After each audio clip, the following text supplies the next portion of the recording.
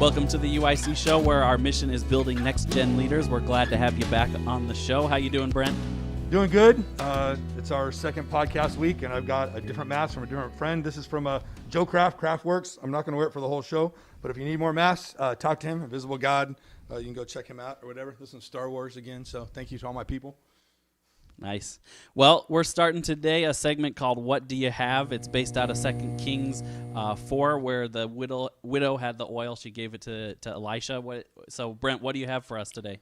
I've got some for you, but I was doing some thinking about that, and I went back and I read the passage a couple times, and some of it was just kind of interesting to me. The one thing that kind of stood out, it doesn't say this in the story, but I'm assuming if the prophet was not alive, he was dead. She comes to the chief of the prophets and says, "Give me something." Prophet was probably killed, probably in the line of duty somewhere. He's got a young son. Son's not grown yet. So it seems like an untimely death. It doesn't explain exactly what happened. I was just thinking about Jesus talking in the Old Testament about that the prophets were killed and the nation of Israel stood by, watched, made it happen. So I just tried to think about her faith a little bit and what it would be like to have to kind of recover from that. And so when she asked him for something, and he asked for something, she's like, "I don't have anything in my house, just a little bit of oil." And thinking that she was going to like kind of maybe get off with it, like, "So that's all I got, so now you got to still give me something." And he's like, "Well, go get some jars." And her perspective maybe on sending her sons out to go get jars, didn't get enough jars, who knows, all that whole process. But all I know is that as she's filling up the last jar, and she asks her son for another one, and he's like, "That's all we got, we don't have enough." Thinking about how that even applies to me, like when God comes to me in circumstances that I'm not happy with, things that we can't control, kind of like where we are right now, kind of how do we treat God when we don't know what the end is going to look like? And I got to believe if they had known that the jars were going to generate money, they could have been millionaires instantly. They could have been set for life, but their faith maybe didn't get them to that point. They had enough to pay for their bills and to get on to what was next, but probably just enough to get them by for a little bit. And she probably thought about the rest of her life. What if I had found one jar, a bathtub, a dump truck, something bigger to hold? Would God have filled up all of this and gave me more than I actually needed? So anyway, I was just thinking about that, kind of where we are with our faith journey. Today, what I have, I was looking at my wall of stuff, and I found one thing that really didn't fit with everything else. This is all my memorabilia, but I found one thing. It wasn't even open, from Home Depot. Bungee cords. I'm not on a sales pitch, so you don't have to go buy these.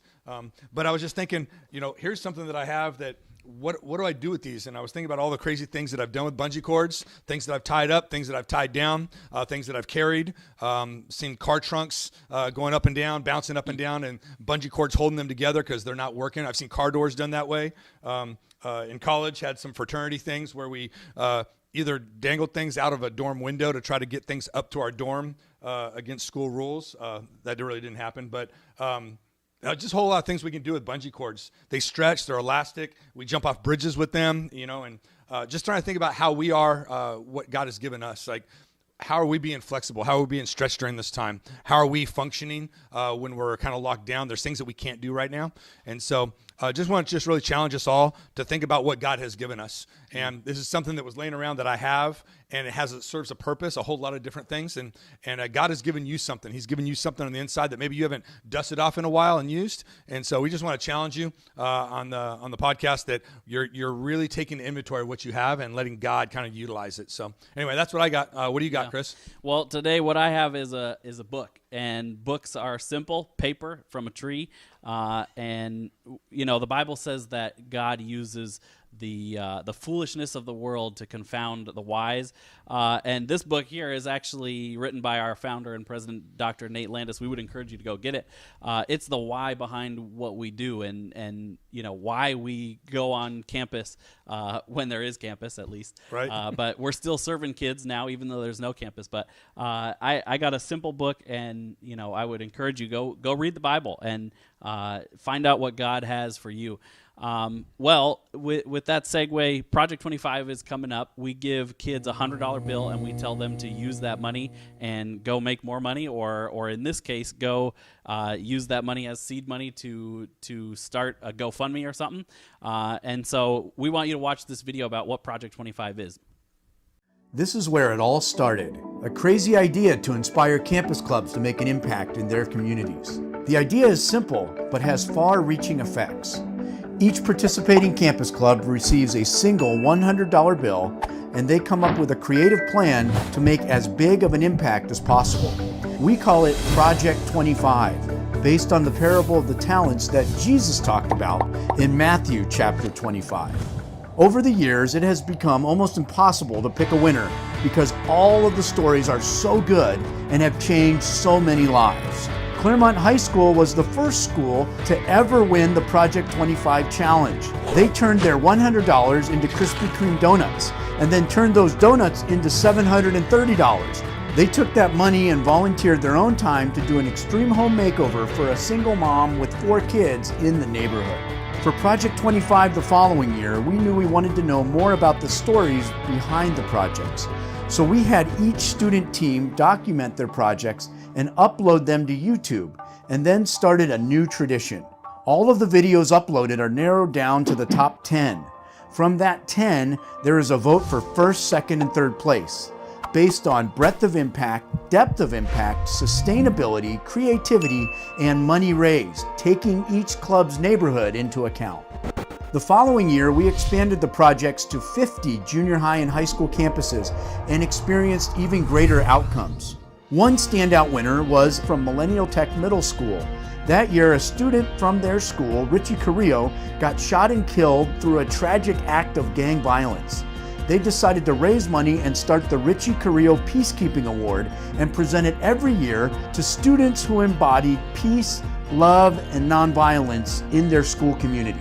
The all-time record for money raised throughout Project 25's history still stands with the clubs that Pathways Church supports in Santee. This collaborative effort of 5 school clubs pooled their money together to create a fund to cover medical expenses for a 5-year-old cancer patient named Dylan. When it was all said and done, these young leaders generated over $11,000 to provide medical expenses for the family while also welcoming Dylan and his mom into the faith community of their church. Through Project 25, our desire is to inspire students to make a difference in the lives of others. We want them to think about how much good $100 and 8 weeks of prayer, preparation, and hard work could do, and then consider the impact that their entire life could make in their communities, cities, and world. We have been blown away by the creativity and passion we have seen over the past decade, and we envision this movement of good growing and expanding throughout Southern California, schools in Mexico, and all the way across the country. There's a school in Atlanta that's getting involved. My young brothers and sisters, over the past decade, you have helped care for orphans, translate the Bible for pre-literate people groups, love the homeless, rescue those caught in sex trafficking, stand with patients battling cancer, lead your school's faith club, dig freshwater wells, buy freedom for slaves. I can only imagine what the next 10 years will hold. Keep praying for God's kingdom to come and His will to be done on earth just as it is in heaven. Then keep going out and letting God use you to become some of the answers to those same prayers.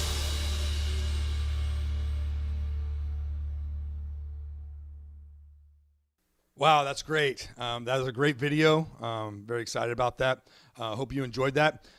Hey, there's a couple things I just want to kind of bring to your attention. How many schools? We're just trying to count up how many schools we think have participated over the last 11 years. Yep. And the number is like close to 100 schools total. Like this year we've got 50 signed up, but every year there's been a different 50. So how exciting is that? Junior highs, high schools, cool, even man. a couple of grade schools, 5 or 6 schools in Mexico.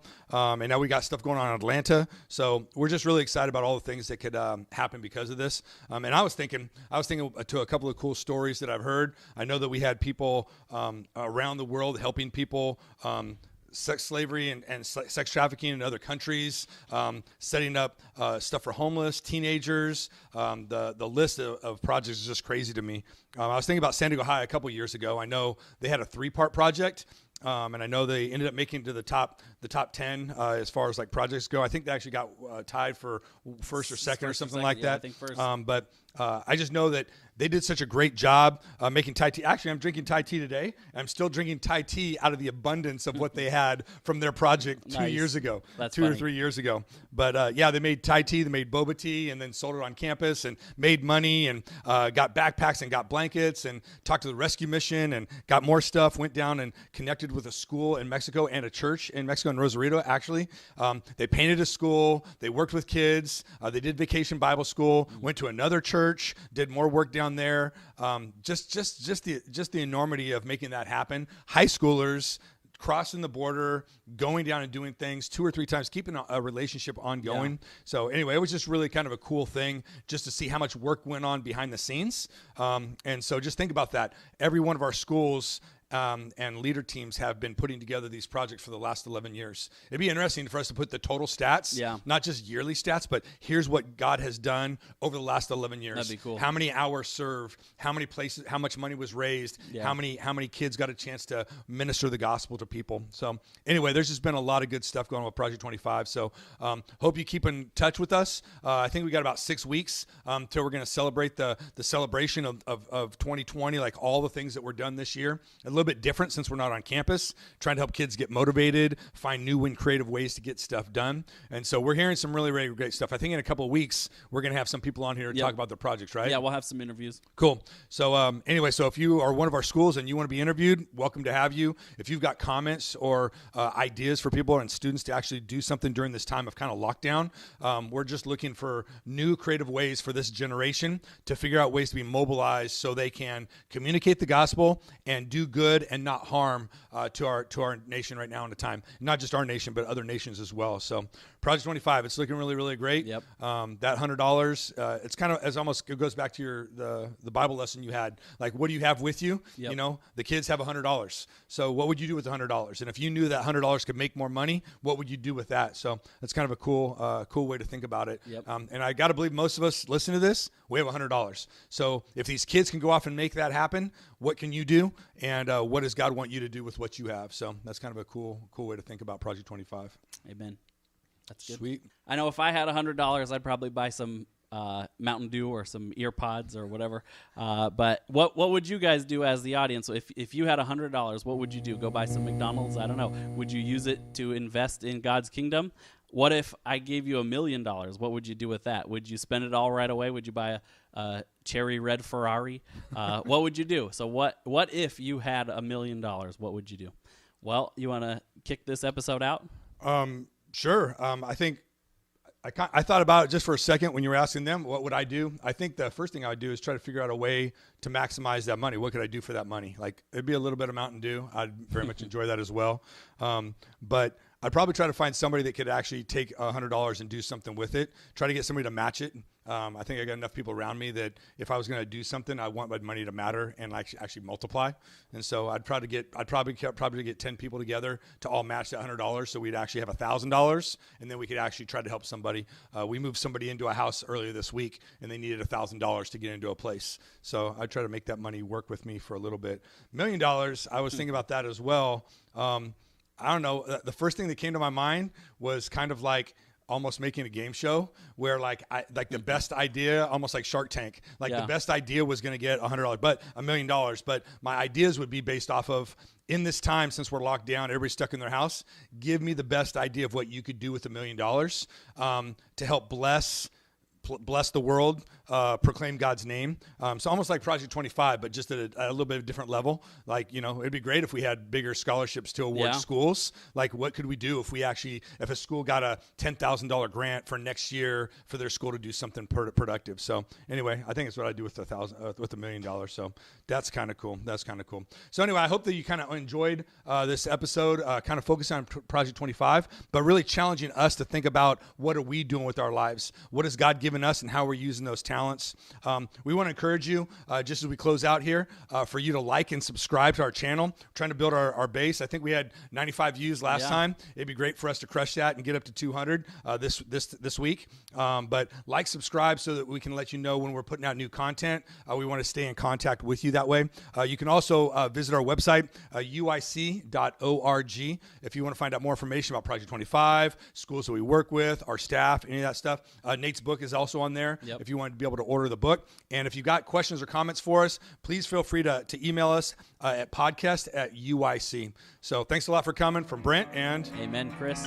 All right, so maybe we'll see you next week. So God bless you.